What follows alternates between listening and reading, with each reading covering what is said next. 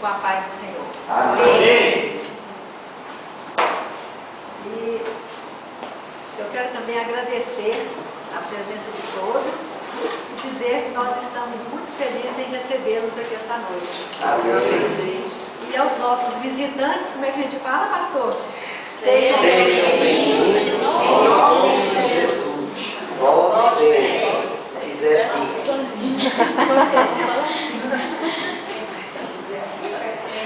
Pois muito bem. O tema que eu preparei para vocês hoje é o valor da mulher. Glória a Deus. Glória a Deus. E o título é Mulher, o seu valor e a sua dignidade. Glória a Deus. Então, o texto bíblico, esse que a irmãzinha acabou de ler, eu vou ler novamente. Não é bom que o homem esteja só. Far-lhe-ei uma auxiliadora, se ele seja idônea. Então, eu estou vendo essa palavra aqui, mas eu vou voltar um pouquinho, porque está se aproximando o Dia Internacional da Mulher. E eu gostaria de aproveitar a oportunidade de estar aqui nesse momento de reflexão, nesse momento de oração do nosso culto a Deus, para homenagear vocês, mulheres. Pelo nosso dia, né? Que vai ser agora, segunda-feira, dia 8 de março. Então, eu gostaria de aproveitar para, além de homenagear as mulheres, fazer algumas recomendações a vocês. Não que as mulheres aqui presentes não possam falar por si mesmas, mas eu sei que elas são perfeitamente aptas e são capazes de falar. Mas eu faço aqui agora alguma recomendação a vocês. E vou também falar alguma coisa que eu acredito que a maioria dos homens presentes aqui gostaria de falar. É falar bem das mulheres. Então vou falar. Glória a Deus. E eu começo com esse texto bíblico que nós acabamos de ler. Não é bom que o homem esteja só. Far-lhe-ei uma auxiliadora, que ele seja idônea. Não é bom que o homem esteja só. Mas eu concordo plenamente com o Senhor. E na segunda parte do versículo, ele diz o seguinte: far-lhe-ei uma auxiliadora, que ele seja idônea. Eu creio que o Senhor acertou. Porque criou uma auxiliadora insubstituível, uma companheira, uma amiga, né? Uma pessoa em quem o homem pode confiar, que está ao seu lado nas horas difíceis e nas Glória a horas Deus. agradáveis. Glória a Deus. Porque eu lembro-me daquele trecho que vocês todas aqui já sabem, é o trecho de Provérbios 31:10. Todas vocês conhecem. E que lá nós aprendemos o quê? Que o valor da mulher virtuosa excede o valor de finas joias. Todas nós sabemos isso, né? Como é então? O valor da mulher virtuosa excede o valor das finas joias. Isso é Provérbio 31:10. Então vamos pensar um pouquinho sobre essa mulher de valor. E eu faço aqui com alegria uma orientação, dizendo a vocês, mulheres, dizendo o seguinte: vocês devem lutar pelos seus direitos. Porque nós, mulheres, que queremos assumir assim um papel de vanguarda, né? Um papel de frente, vanguarda na frente, que faremos, nós queremos preservar o nosso direito, o nosso espaço na sociedade. Nós precisamos ir à luta para buscar esse direito que é nosso. Porque, minhas irmãs, são séculos e séculos de ditadura de imposição cultural, de machismo, que ainda temos de superar. Esse direito não só a sociedade está nos dando por meio das suas novas leis, que nós conhecemos, mas também um direito dado por Deus a nós.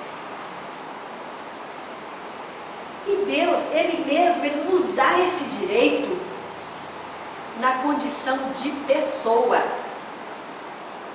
Mas eu faço aqui uma recomendação a vocês, assim, respeitosa. Conquiste o seu espaço com a sua capacidade, com o seu caráter, com a sua coragem, com a sua personalidade. E Glória nunca com o seu corpo e com a sua beleza. Glória a Deus. Porque existe um provérbio bíblico, eu estava conversando com o pastor Ló, eu achei bom falar nesse provérbio. Um provérbio bíblico que diz o seguinte, é o provérbio 11:22. Diz o seguinte: como joia de ouro em focinho de porco, assim a mulher formosa que não tem descrição. Então você tem certeza, com certeza eu sei que você é uma mulher bonita. Então não use seu corpo, não use a sua beleza para conquistar espaço na sociedade. Nós não precisamos disso. Eu falo nós, porque eu estou me incluindo na mulher formosa. Glória a Deus. Use sim a sua capacidade, o seu dinamismo e a sua Glória a Deus, competência. aleluia, Jesus. Agora, pelo fato da mulher ter sido tirada, ter sido formada através do homem, está na Bíblia 2, 21, 23, foi o que a irmãzinha leu. Por causa do homem, a Bíblia designou, a Bíblia indicou o homem como cabeça. Agora, mas na ordem divina de Deus, a autoridade do homem sobre a mulher é baseada na prioridade da criação e não em alguma superioridade. Isso está em Timóteo 2:12. Como no caso do filho e do pai dentro da Trindade. O pai e o filho dentro da Trindade, ninguém é mais do que ninguém. A mesma coisa como nós, homens e mulheres. Ninguém é mais do que ninguém, segundo a palavra de Deus. Então a posição de dependência da mulher indica uma diferença de função e não uma posição de inferioridade. Porque a mulher foi criada para ser companheira do homem, não foi isso que disse o texto? Uma auxiliadora para ele, isto é, uma colaboradora. Quem está dizendo é o texto. A Lúcia Amaral está dizendo, não, é o texto que está dizendo, eu estou repetindo o que o texto diz. Então, o homem e a mulher foram dotados de igualdade para Deus. Ninguém é mais do que ninguém, e nós somos independentes um do outro. Porque aqui em Gênesis 3:16, que vocês estão com a Bíblia aberta, é só virar a página, diz assim: o teu desejo será para o teu marido e ele te governará. Está aqui na Bíblia. Mas esse governo que está dizendo aqui, delegado ao homem sobre a mulher, tornou-se necessário pela queda.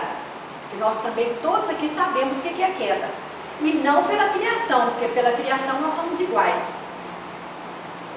Então, estar assim na vanguarda, na linha de frente, não é querer substituir o homem, de jeito nenhum. Pelo contrário, nós temos honra, nós temos dignidade e nós temos capacidade. Agora, nós temos que olhar a diferença que tem entre o homem e a mulher, né?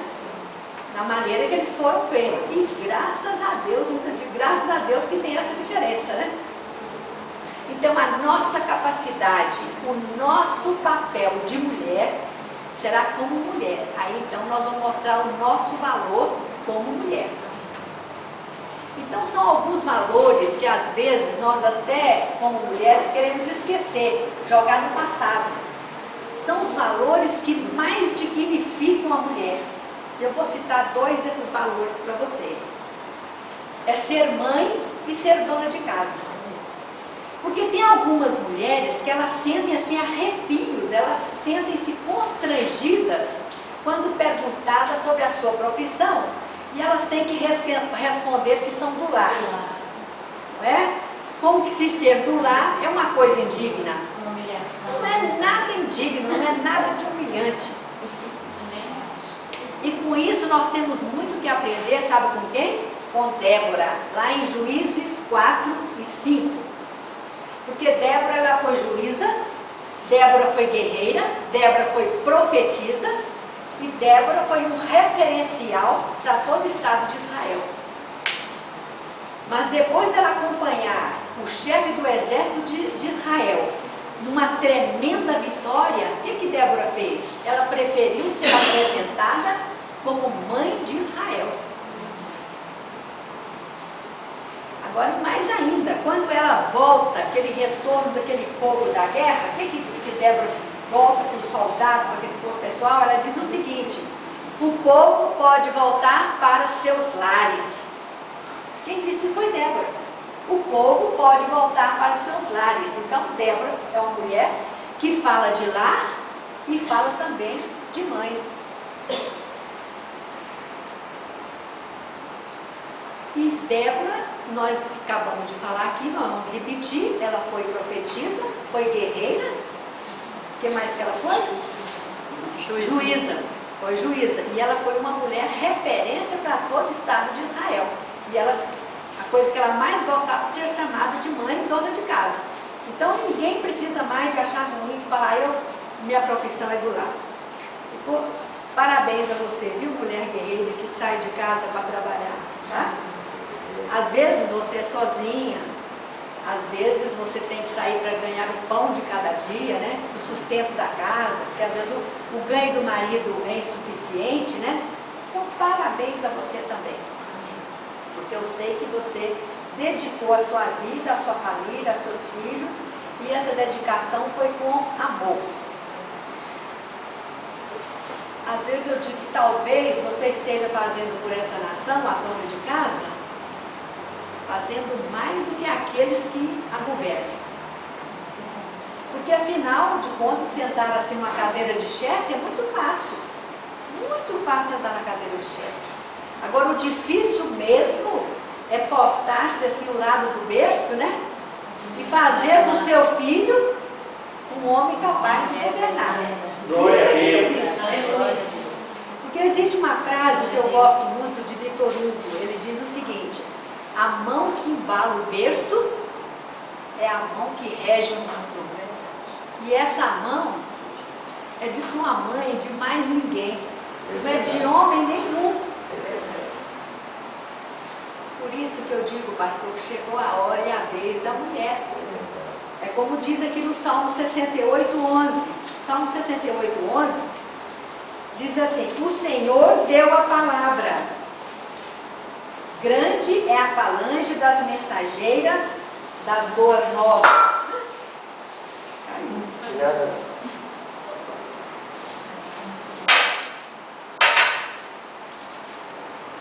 Então o Senhor deu a palavra. Tem outra versão que diz o seguinte: apenas o Senhor, quem está dizendo isso aqui é o Senhor, não sou eu. Apenas o Senhor profere uma palavra. É a outra versão. Tornam-se numerosas as mulheres que anunciam o Evangelho. Então é Deus falando. É um versículo. O versículo aqui é bem claro. O Senhor deu a palavra. Então quem deu a palavra? Foi o Senhor. Grande é a falange das mensageiras das boas novas. Então, gente, isso aqui é palavra de Deus. Não é a palavra minha. A palavra é de Deus, não. Então quem deu a palavra foi o Senhor. Não foi nenhum modernista daí, não foi nenhum legalista que deu. Quem deu a palavra foi o Senhor. Tornam-se numerosas as mulheres que pregam o Evangelho. Então aqui está dizendo é assim: grande é a falange das mensageiras das boas novas. Então, isso aí, essa falange, Deus criou, está querendo criar, né, ainda mais um grupo de mensageiras que pregam o Evangelho. Então, são guerreiras, lutadoras, que proclamam, não precisa dizer só missionárias, porque as missionárias, às vezes, elas saem, abdicam do casamento, da casa, dos filhos, para pregar o Evangelho. Mas não precisa ser só missionária, não. Porque esse Salmo 68, ele hoje está se cumprindo nos nossos dias, que as mulheres estão aí pregando. Porque o tempo de retaguarda, o tempo da gente ficar lá atrás, já acabou. Agora nós estamos com um tempo de vanguarda. A mulher agora ela tem um papel diferente. Ela está assim na linha de frente para pregar o Evangelho. Porque outro dia eu ouvi uma pregação do pastor Alcides, lá do Jardim Botânico. O pastor Alcides disse o seguinte, que ele esteve na Coreia do Sul e ele teve a oportunidade de acompanhar um culto lá naquela igreja.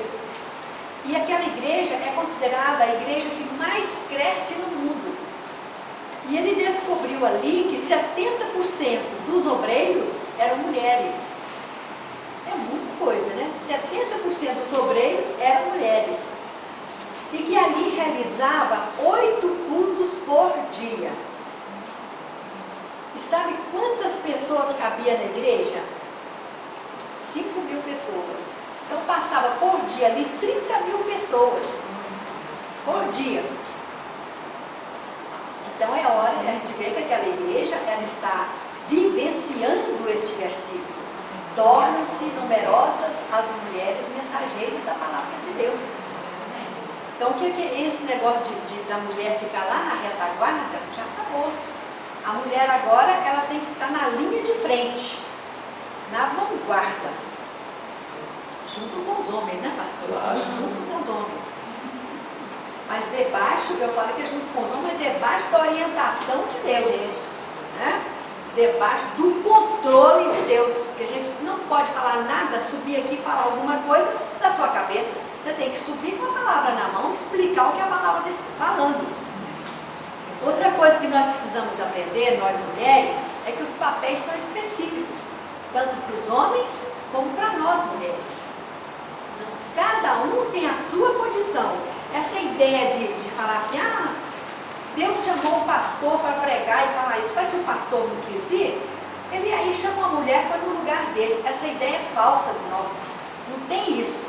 Quando Deus vocaciona um homem para pregar o Evangelho, e este homem às vezes não aceita aquele papel, aí Deus vocaciona outro homem para aquele papel. Agora, quando Deus chamou a mulher, os papéis são específicos. Então, eu não estou querendo substituir o pastor de maneira nenhuma. Por quê que eu não vou substituir? Porque os papéis são específicos. Vou dizer mais ainda, que a falange das guerreiras, das mensageiras, das boas novas, elas estão em marcha pelo mundo afora. Não é só aqui em Brasília, não. É pelo mundo afora. Proclamando a palavra de Deus.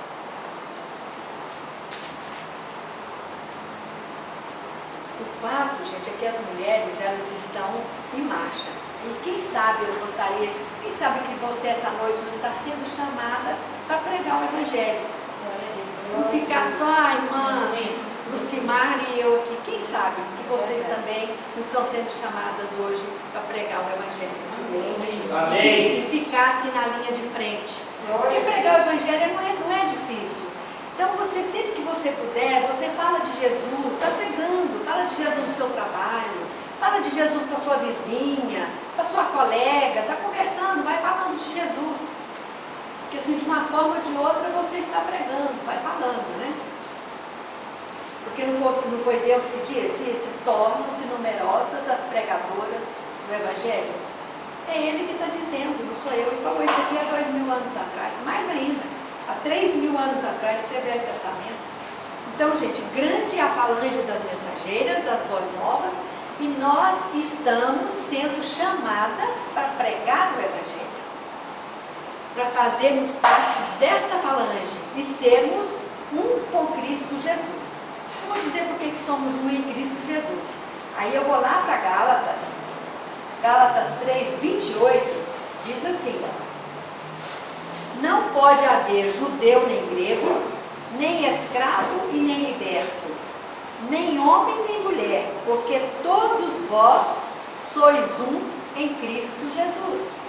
Porque sempre nós ouvimos essa palavra e nós paramos aqui. A gente se detém aí nesse pedaço que diz assim: judeu e grego, escravo e liberto, e que Deus não faz acepção de pessoas. Aí tanto os pastores como as mulheres que vão pregar param aí. Nós não podemos parar aqui, nós temos que avançar o versículo. E o que o versículo diz para ter? Nós não avançamos, né, pastor? Temos que avançar. Nem homem, nem mulher, né? Porque todos vós sois um em Cristo. Então temos que avançar o versículo. O que quer dizer esse versículo? Nem homem, nem mulher. É porque ele está dizendo que os dois são um em Cristo Jesus. Porque antes da vinda de Jesus aqui na terra, a nossa vida, a vida da mulher, era um caos. Um caos. A mulher era tida como indivíduo de segunda categoria antes da vida dele. A mulher não tinha qualquer valor. Qualquer valor.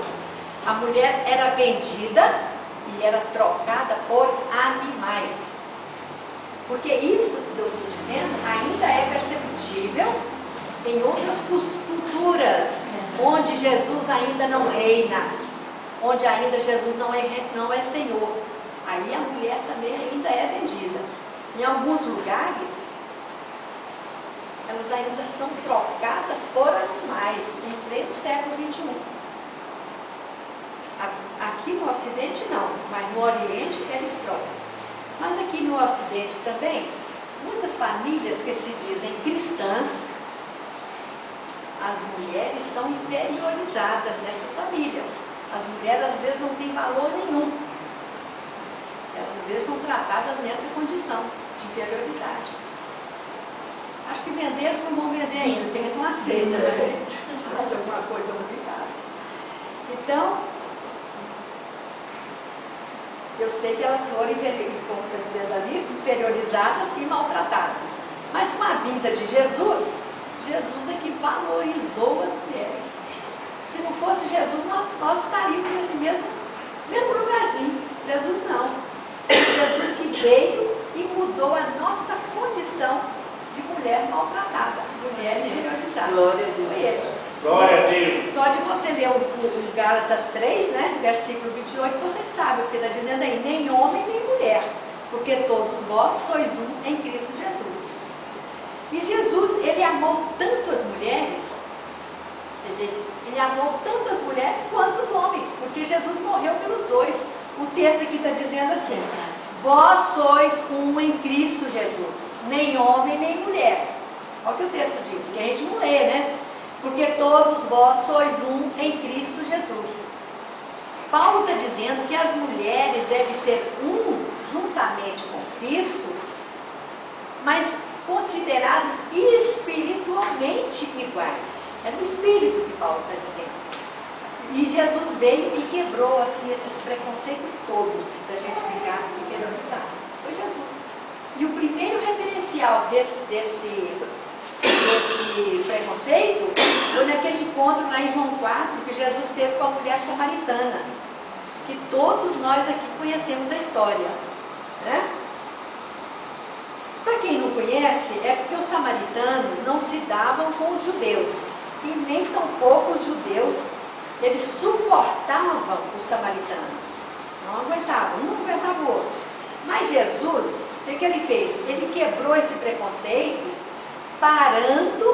Jesus parou para falar com a mulher sozinho, ele não tinha com ninguém. A mulher era samaritana e era adúltera.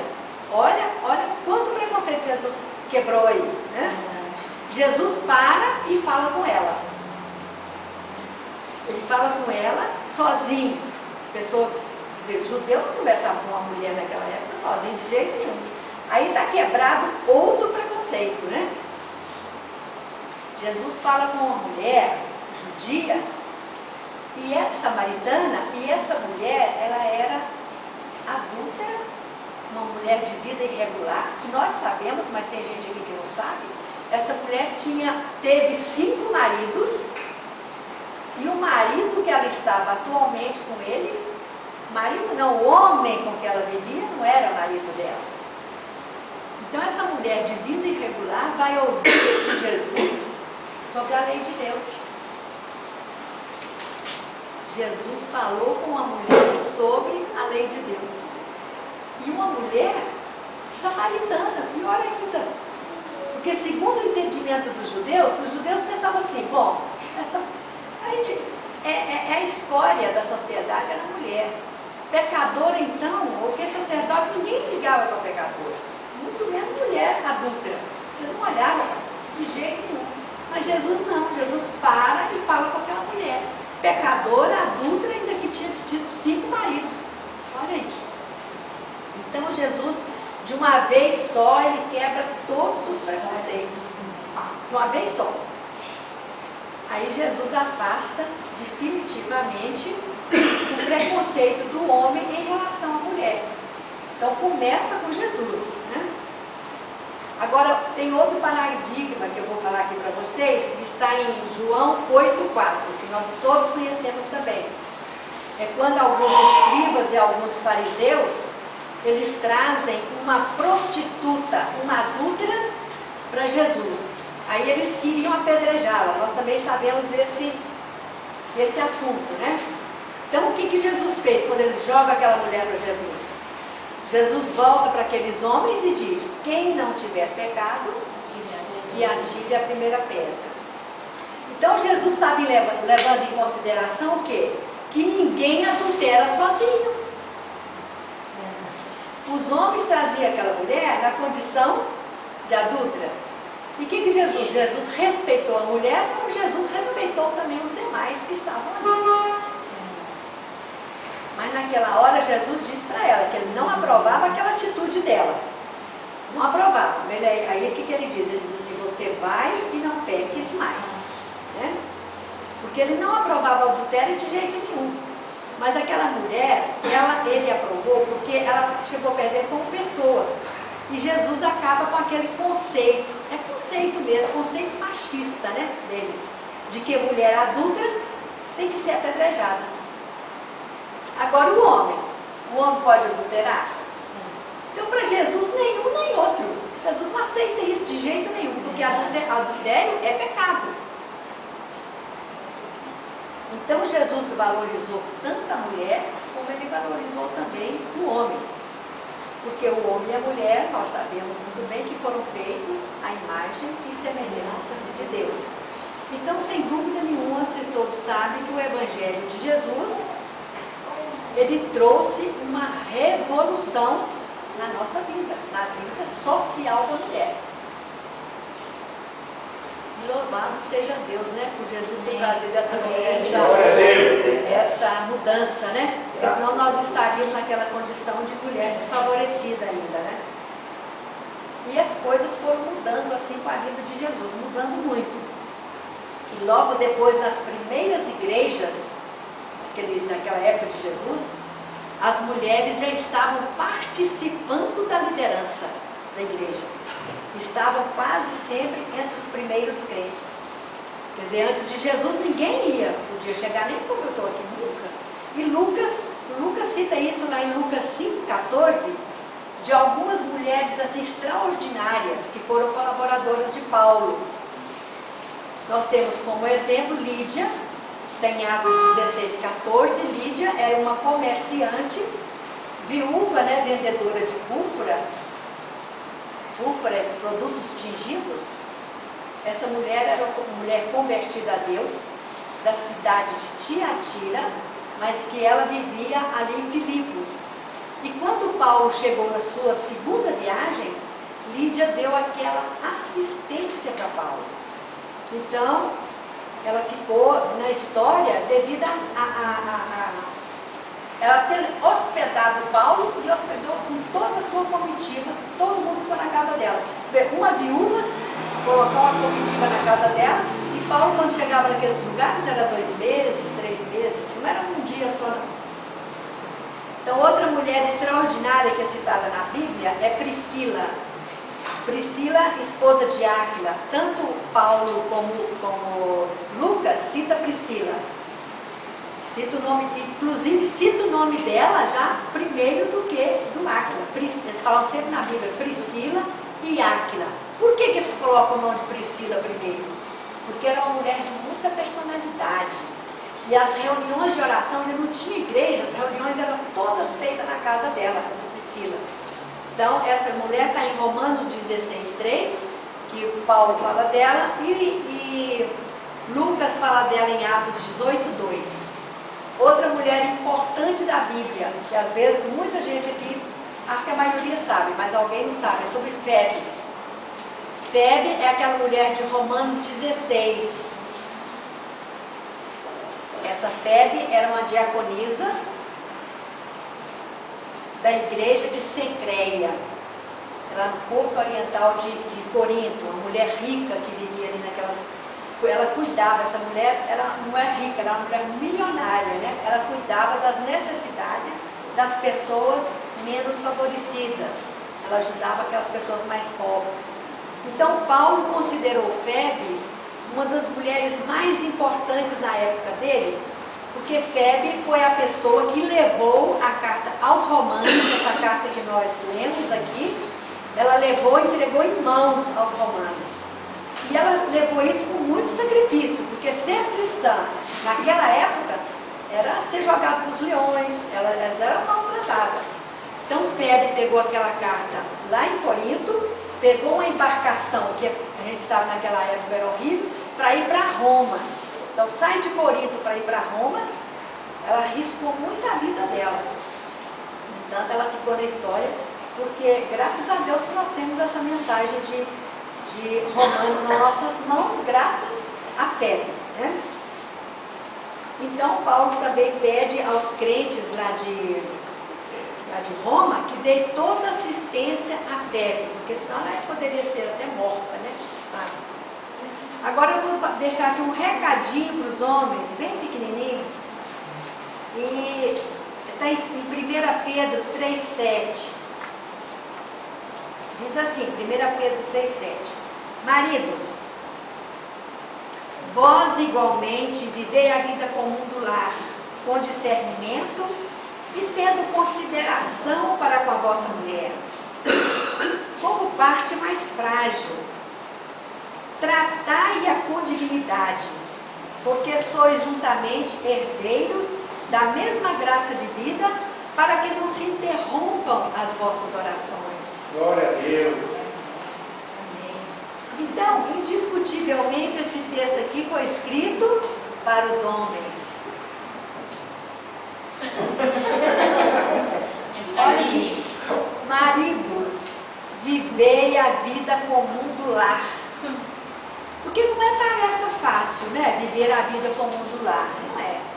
Agora, viver no lar apenas, o que, aliás, é uma coisa que muitos homens precisam aprender, né? Viver no lar e não fora dele. Viver a vida comum do lar. Ou seja, o dia a dia, as questões próprias do lar, assim, lavando uns pratinhos, não é? Ajudando na lida da casa. Isso é muito bom que o homem faça isso, porque além de dignificar o homem, a mulher fica muito feliz, alegra a mulher, alegra os filhos. Então é bom que o marido faça algum servicinho caseiro, porque é verdade. Afinal de contas, gente, o texto que está dizendo isso, que o marido tem que ter consideração para com a vossa mulher. Aí você diz, mas a Lúcia Amaral está falando, não, eu estou falando o que o texto diz. Maridos, tenha consideração. Fala, Deus! Consideração, e ainda falou assim, com a dignidade que ela merece. Amém. Outra coisa que o texto está dizendo aqui, que o homem e a mulher são herdeiros da mesma graça de vida, não sou eu que estou dizendo, é ele, herdeiros da mesma graça de Deus, e que o homem e a mulher têm essa mesma graça. Então o marido, vai ganhar mais, a mulher também não, é igualzinho. Então a primeira recomendação que eu faço a você, marido, a você também que está aqui essa noite, pense mais na recomendação bíblica, nessa recomendação sobre o amor, do que na ideia de submissão. Porque alguns homens, eu estou falando isso porque eu estou falando a todos os homens, mas alguns homens gostam muito dessa ideia de submissão, da ideia de subjugar a parte mais frágil. O texto está falando, parte mais frágil, não sou eu, a parte mais frágil, mas eles se esquecem da palavra de Deus, de que os maridos devem amar a sua mulher. Então a recomendação da palavra de Deus aqui é de que o homem deve amar. E quem ama não oprime. E sim dignifica. Trata com honra a sua mulher com consideração. Quem ama não age com covardia. Que às vezes agredindo a mulher até com palavras. Ou mesmo até fisicamente. Tem mulher que às vezes apanha, né? Pela vítima ser mais frágil do que ele. Então o texto aqui está falando de fragilidade, uma fragilidade da mulher. Ele está falando aqui que é uma grande covardia usar dessa fragilidade. Então quem ama não age assim. Quem ama não bate. Quem ama não trai. Quem ama honra. Então os maridos, eles devem lembrar disso. Invista na sua esposa. Investir na esposa é investir em você mesmo. Você tem que investir naquela que te ama, naquela que entregou a vida a você, né, Rubens? Naquela quem também entregou a vida a ele. Então invista nessa mulher, faça ela feliz, porque na felicidade da sua mulher, você também vai ficar feliz. Porque uma esposa infeliz, seguramente ela vai fazer também o marido dela infeliz. Aí você vai estar contribuindo para a sua felicidade ou para a sua infelicidade, né, pastorzinho? É prestando atenção. Agora, se você promove a infelicidade dela, então você vai encontrar nesse convívio só frustração. Então não tem ninguém mais próximo de você do que a sua esposa. Não tem. Não tem mais próximo de você sua amiga de faculdade, sua amiga de trabalho. Não tenha mais próximo de você do que ela, viu? Porque ela é aquela que Deus lhe deu de presente, né? E que sabe tudo que está acontecendo com você também. Porque a gente tem que saber o que acontece com o marido na igreja, o que acontece com o marido socialmente, né? Qualquer lugar que o marido esteja, a gente tem que ficar sabendo. Então, quem deve saber de tudo isso é a sua esposa, não é mais ninguém. Porque tem homens, eu não estou falando aqui para os que estão aqui, porque eu conheço todos eles, mas tem homem que gasta mais tempo em conversar com os amigos do que com as esposas. Tem marido assim. Mas não são os nossos aqui da igreja, que a gente conhece, todo mundo aqui é bonzinho. Então vocês têm que lembrar que tem que ficar com a esposa naquelas horas boas de bate-papo, mas também nas horas difíceis, né? Agora eu vou voltar às mulheres. Só para finalizar, eu quero voltar um pouquinho a vocês.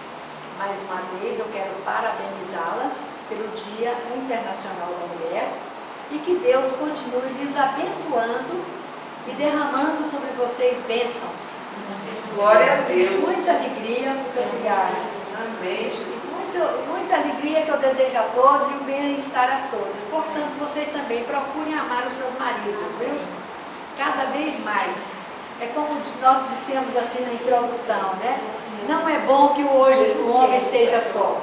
Far-lhe-ei uma companheira, uma auxiliadora, que ele seja idôneo. Muito obrigada.